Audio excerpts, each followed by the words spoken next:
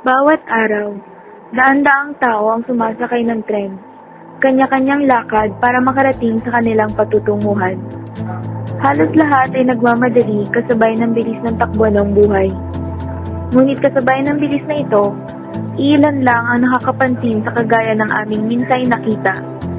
Sino nga ba ang mag-aakala na sa bawat hakbang ng mga paa ay may isang taong nag-aabang sa mga bariyang maihahagis sa kanyang luma at mumunting baso? Dinaraan daanan at minsay kinukutya, tila ba ito na ang naging kapalaran ng kanyang buhay. Isang ordinaryong matanda sa panlabas, ngunit kung aalamin ang istorya ng kanyang buhay, hindi pangkaraniwan ang kanyang pinagdaraanan. Siya ay si Lolo Pekto, 72 taong gulang at 3 taon lang namamalagi sa ilalim ng istasyon ng Tayuman upang humingi ng limos. Isang lolong dumadanas ng kapansanan na puro awa at sulyap lamang ang nakukuha mula sa mga taong nagdaraan. Isang taong umaasa at nabubuhay sa bawat hulog ng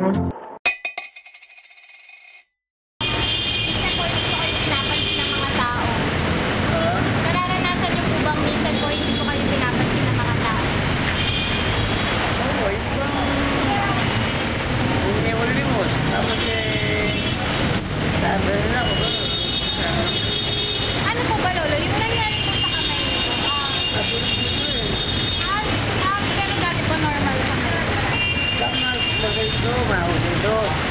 Mas na ako, malimas na ganyan. Pwedeng, iwat lang yan, lugat. Nakagano'n yan. Kahabang tutuyo. Nagkali na si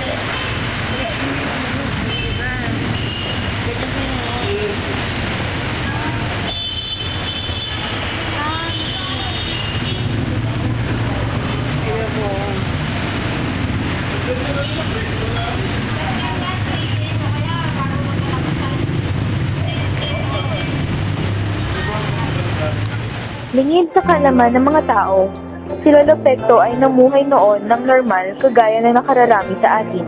Malusog, may maayos na trabaho at masayang pamilya. Ngunit lang dahil sa hindi inaasahang kaganapan, ay nagbago ang lahat. Siya ay naaksidente sa sunog, dahilan para mawala ng trabaho at maiba ang takbo ng buhay. Ang dating inaasahan ng buong pamilya ay ngayon umaasa na lamang sa limos ng iba.